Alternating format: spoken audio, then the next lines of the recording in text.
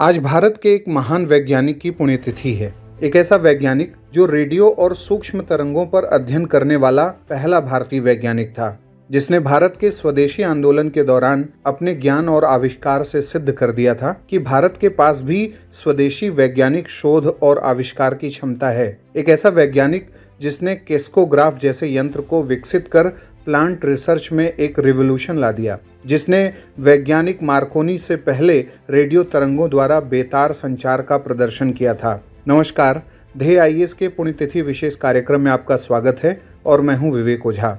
हम बात कर रहे हैं जगदीश चंद्र बोस की। विभिन्न संचार माध्यमों जैसे रेडियो, टेलीविजन, रडार, सुदूर संवेदन यानी रिमोट सेंसिंग सहित माइक्रोवेव ओवन की कार्यप्रणाली में जगदीश चंद्र बोस का योगदान अहम है। आज पूरी दुनिया बोस को मार्कोनी के साथ बेतार संचार के पथ प्रदर्शक कार्य के लिए रेडियो का सह आविष्कारक मानती है। एक और जहां बोस ने बहुत छोटी तरंगें उत्पन्न करने का तरीका दिखाया, वहीं दूसरी तरफ हेनरिक हर्ट्ज के रिसीवर को उन्होंने एक उन्नत रूप दिया। कुछ समय पूर्व जब यह साबित हुआ कि मार्कोनी के वायरलेस या बेतार रिसीवर का आविष्कार जगदीश चंद्र बोस ने किया था, तो यह जानकर सभी हैरान थे। बहुत कम लोग जानते हैं कि मार्कोनी ने इस रिसीवर का एक संशोधित वायरलेस यंत्र उपयोग किया था जो मर्करी ऑटो कोहेरर था। इसी से पहली बार वर्ष 1901 में अटलांटिक महासागर के पार बेतार संकेत प्राप्त हुआ था। मार्कोनी के प्रदर्शन से पहले ही वर्ष 1885 में जगदीश चंद्र बोस ने रेडियो तरंगों द्वारा बेतार संचार का प्रदर्शन किया था। इस प्रदर्शन में जगदीश चंद्र बोस ने दूर से एक घंटी बजाकर बारूद में विस्फोट कराया था, जो तरंगों की ताकत का एक नमूना ही था।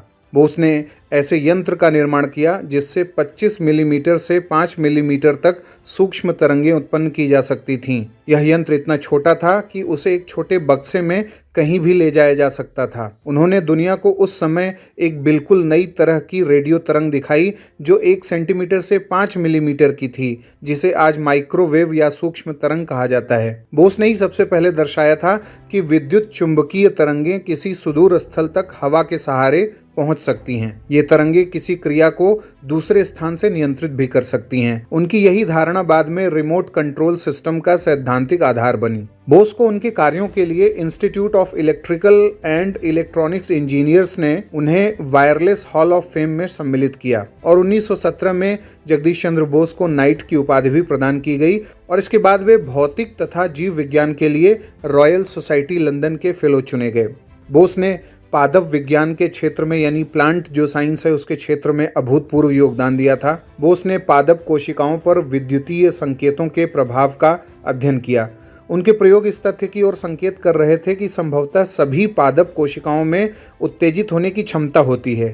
ठंडक, गर्मी, काटे जाने, स्पर्श और विद्युत उद्दीपन के साथ साथ बाहरी नमी के कारण भी पौधों में क्रिया, स्थितिज यानी एक्शन पोटेंशियल उत्पन्न हो सकती है। उनके इस चिंतन का आधार उनके द्वारा वायरलेस पर किया गया शोध था। उन्होंने जब देखा कि वायरलेस बार बार संकेत प्राप्त करते करते थक जाते हैं तो उनकी दक्षता में कमी आ जाती है।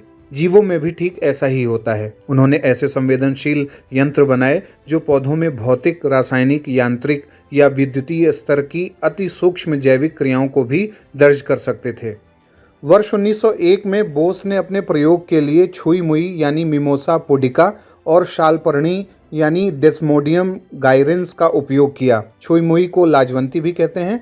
अगर इसकी पत्तियों को छुएं तो वे एक दूसरे की ओर झुकने लगती हैं। बोस ने डेस्मोडियम गायरेंस के विद्युतीय स्पंदन को जीवों की रिकॉर्ड की गई हृदय गति से तुलना करने के लिए स्पंदन रिकॉर्डर का प्रयोग किया। पौधों में धीमी गति से हो रही वृद्धि को मापने के लिए बोस ने खुद ही एक अत्यंत संवेदी यंत्र बनाया। उन्होंने इस यंत्र को क्रेस्कोग्राफ नाम दिया।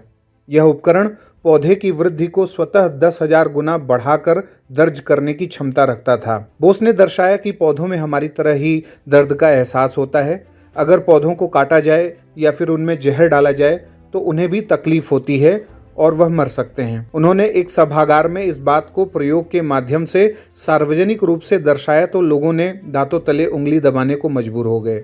बोस ने एक पौधे में जहर का इंजेक्शन लगाया और वहां बैठे वैज्ञानिकों से कहा, अभी आप सब देखेंगे कि इस पौधे की मृत्यु कैसे होती है। उन्होंने प्रयोग शुरू किया और जहर का इंजेक्शन पौधे को लगाया, पर पौधे पर कोई असर नहीं हुआ। अपनी खोज पर उन्हें इतना दृढ़ विश्वास था कि उन्होंने भरी सभा में जहरीले इंजेक्शन की परवाह किए बिना कह दिया कि अगर इस इंजेक्शन का इस पौधे पर कोई असर नहीं हुआ तो दूसरे सजीव प्राणी यानी मुझ पर भी इसका कोई दुष्प्रभाव नहीं पड़ेगा। बोस खुद को इंजेक्शन लगाने ही जा रहे थे कि दर्शकों के बीच से एक आदमी खड़ा हुआ और कहा, मैं अपनी हार मानता हूं मिस्टर जगदीश चंद्र बोस, मैंने ही जहर की जगह एक मिलते जुलते रंग का पानी डाल दिया था। और बोस ने फिर प्रयोग शुरू किया और पौधा सभी के सामने मुरझाने लगा। एक अन्य अध्ययन क्षेत्र जिसने बसु को आकर्षित किया वह था पौधों में जड़ों से तने और पत्ते और फुनगियों तक पानी का ऊपर चढ़ना। पौधे जो पानी सोखते हैं उसमें अनेक प्रकार के कार्बन और अकार्बनिक तत्व भी होते हैं। यह जलीय मिश्रण का पौधों में ऊपर चढ़ना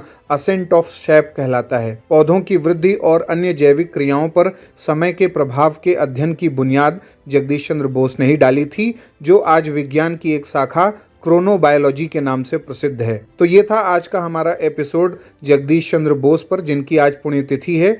ऐसे वैज्ञानिक को ध्येय IAS नमन करता है। अगले प्रोग्राम के साथ जल्द ही हाजिर होंगे। इजाजत दीजिए, नमस्कार।